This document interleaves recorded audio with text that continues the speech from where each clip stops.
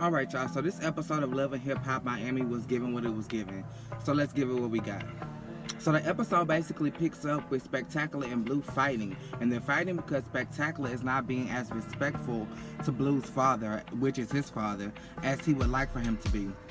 And Spectacular, like, he don't deserve no respect. This man took all our money and is blaming us for it, and he don't want to own up to none of the shit he did, so I can't do this. No, no, no. And that's when Pleasure interjected and was like, listen, it's really my fault, because we signed to a 5-album deal, and we only did 2 albums, and then I went solo. So if y'all want to put the blame on somebody, put the blame on me.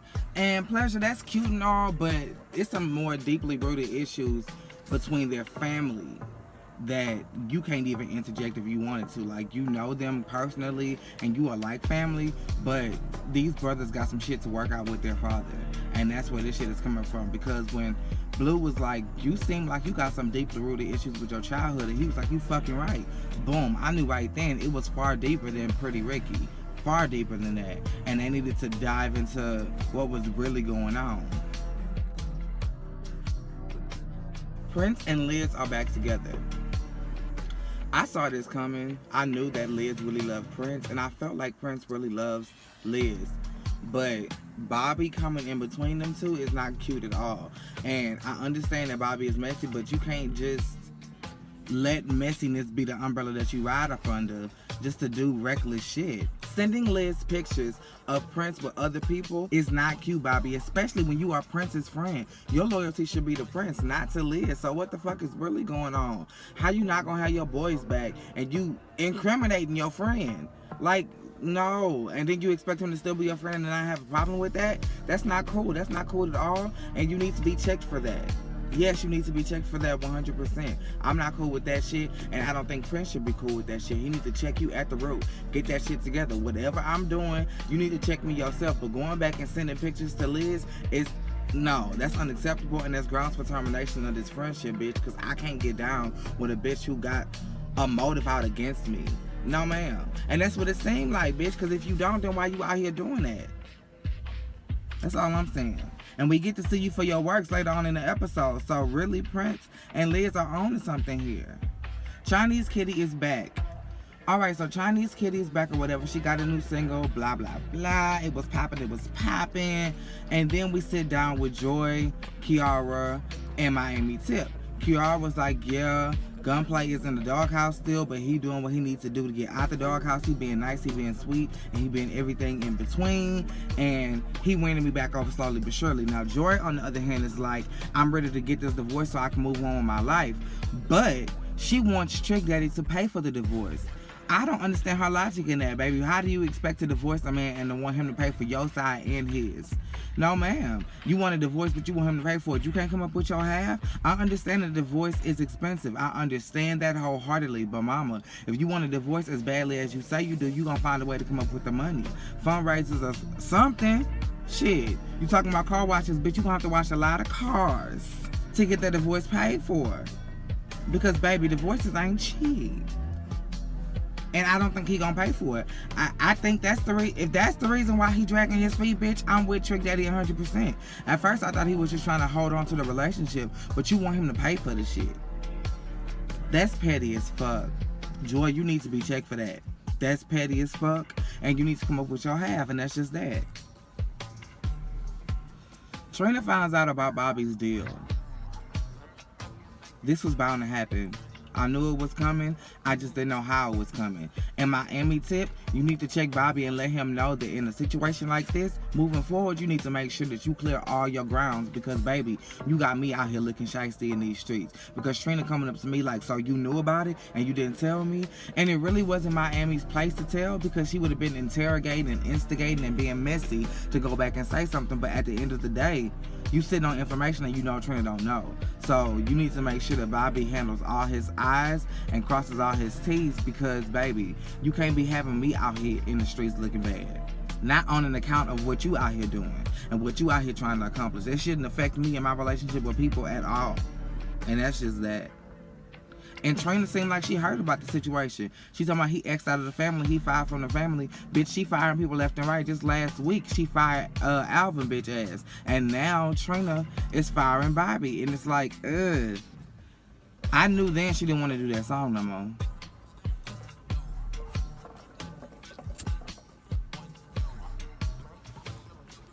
Spectacular and Blue make peace. This was something I was happy to see because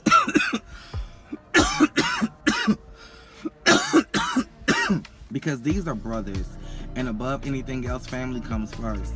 Before all this TV shit, before the music shit, before the career shit, family should come first. And I'm so glad that they were able to hash out the differences. And Spectacular even asked Blue to be his best man, which I know warmed Spectacular's heart, and I know for a fact it warmed Blue's heart, because that's all Blue want.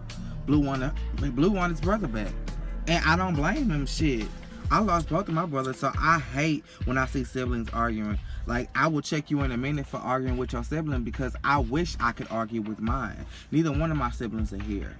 So, if you got a relationship, bitch, if your sibling is alive, you need to have a relationship, and that's just that. Fix it. Whatever it is, if they still breathing and you still breathing, it's fixable. Luckily, I had a great relationship with my brothers, but what if I didn't? I would be sitting on a pile of regret right now, and I don't want other people to have that problem or that issue. So, no ma'am. If you have an issue with your family member and they still alive, make it right. Even if you choose to let it go and just move on and y'all don't want to talk about it, make it right and let it go and move on. But in that scene, we got to see that there's still some daddy issues that Spectacular needs to work out. Now, Blue don't have them same issues because at 12 years old, he left Spectacular and a mama and went to go stay with the daddy. And I guess he built a relationship then, and he had a respect for his daddy because his daddy took him in or whatever. But Spectacular didn't have that, so Spectacular still has a grudge against his dad. And it sounds like and seems as if the dad has a grudge against Spectacular for being successful. Like, I don't understand. Like, once we got to that pool hall, baby, it was a totally different story. And the words that was coming, we'll get into that. We're going to get into that. Miami Tip's performance. Now, her performance was everything. I like that, Mad or Not. I like that song. Again, when we hear these songs, Love and Hip Hop, people, I need to have the link at the end of that scene. Or when y'all go to commercial break, I need the link. Now, Kiara and Gunplay. That red rose for the red rose was so beautiful. It was so cute. It was so romantic.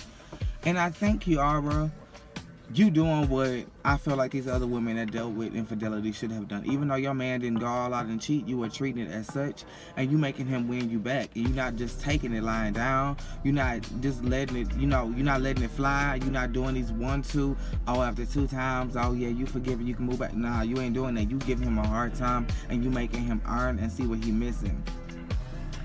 That's what I'm talking about. That's exactly what the fuck I'm talking about, and I'm gonna take a shot of this blunt to you. Cause baby, that's what you need to be doing. Give his ass a hard time. Give his ass the 1, 2, 3, because he didn't have to do what he did. He sure didn't have to do it, girl. He didn't have to do it. But it seemed like he on the road to recovery, and he on the road to redemption. And I'm so happy for y'all, because y'all are a relationship that I want to see work. This ain't fake like JoJo and Pleasure P. I want to see this work. Prince and Bobby. Okay, so Bobby, we got to see you live and in action in this scene, because first of all, you wasn't even invited to go back to the room with the private dancer. That wasn't about you. That was about Chaotic, and that was about Prince. You decided to tag along just because you wanted to be nosy. And once you went back there and saw him talking to somebody, then you wanted to be rude to the girl and then try to check Prince like you run him or something, and you don't. That's not cool at all. You need to learn your goddamn place. As a friend, bitch, I would have been like, what you doing? What you doing? You back with Liz, right? I would have been trying to get in his head and remind him of what he was losing. But if there was no threat, then bitch, you need to shut the fuck up and let him be what he gonna be. He ain't checking you. Why you checking him? At the very least, I would have been like, Liz, I tried to check him, but he did what he did. I'm out of it. Boom, boom, boom. If she comes to you, y'all not even cool like that for you to be checking for her. So why are you checking him on her behalf if you ain't even cool with Liz like that, and your primary friend in the situation is Prince? No. And then you went berserk and you hit the boy in the face, made his nose bleed, and you causing a scene. Miami Tip was absolutely right for getting mad at your ass and checking you, because you did not have to do what you did. It was not necessary. It was not warranted. You made a fool of yourself for absolutely nothing. Joy and Chaotic in this little date. Now, Joy don't want to call it a date because she's still calling him friend, and I don't think she's interested in Chaotic at all. I don't think he is her type. Because if you look back, when she was interested in Trick, Trick was a lot smaller and he was a lot more tailored. He was street, but he was tailored as far as his look. All this raggedy shit he got going, well, he ain't really raggedy now. But Chaotic got a raggedy style to him. He got a raggedy swag, and that's just who he is. And I don't think Joy is attracted to that at all. So, Chaotic, I think you need to get a hint. And I think you need to get it fast, because she's trying to tell you without telling you. She keep calling you friend. When a girl calling you friend and she putting you in that friend zone deliberately, bitch, she trying to tell you something, and you keep trying to, egg your way on, and she keeps saying friend, friend, friend. And she not giving you no type of play like that. Come on, you gotta catch the hint. You can't be that naive. You can't be that blind. You gotta know what's going on, boo. You gotta know. Trina and Bobby. Okay, so Trina and Bobby meet in the studio or whatever. She listens to the song that he wants her to be on. And then she goes, now I heard you got a new record deal. And because of that, because you being slimy and going behind my back, I'm not going to do the record. Now, she didn't necessarily tell him he was kicked out of the family. But she did tell him that the record was not happening. And he tried to plead his case. But like I said, Bobby, you needed to tell her ahead of time. Let her know that there's another label on the table that wants to sign you. Let her know what she's up against so she can try to fight for you. If she feel like don't nobody else want you, she can take her time with you, because she feel like don't nobody else want you. But she didn't even know that Clip was even interested. So that wasn't cool on your end. You should have let her know ahead of time so she could have had a fair chance to fight for you if she really wanted you. Because she moving forward with other artists. When she found out about you, it was at the video shoot of another one of her artists. So it seemed like she making moves and strides as far as her other artists is concerned. You just gotta act right and act accordingly, and you wasn't. You was moving real silent, real sneaky, and people don't like that sneaky ass shit. They don't like it at all. And when you move like that, it makes people look at you different. And I'm sure that she looks at you differently now, because you didn't come to her as an adult and tell her what was really going on. So she snatched the song. And finally, Spectacular and Big Blue. That conversation started off heavy as fuck. The man telling his son he despised him, teasing him and taunting him about his hair, telling him to stop all that crying shit. It was just really disrespectful, and he was really dismissive towards Spectacular. And then once Spectacular really broke down and was like, damn, I just want a father. What you mean I don't deserve that? I just want you to be my dad. I deserve that because you made me, my nigga. Be my dad. And that's when Big Blue kind of broke down and was like, he didn't break down at all. He was just like, okay. He relented a little bit.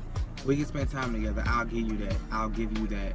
And that hug, Spectacular didn't even want to let go because he needs his father.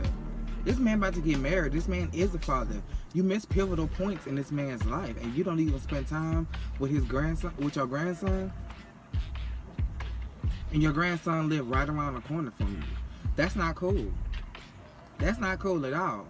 And that's on you. God is gonna hold you accountable for that shit, not Spectacular. But y'all, yeah, that was Love and Hip Hop Miami. It was given what it was given. Make sure you guys are liking, commenting, and subscribing. In same place, same time.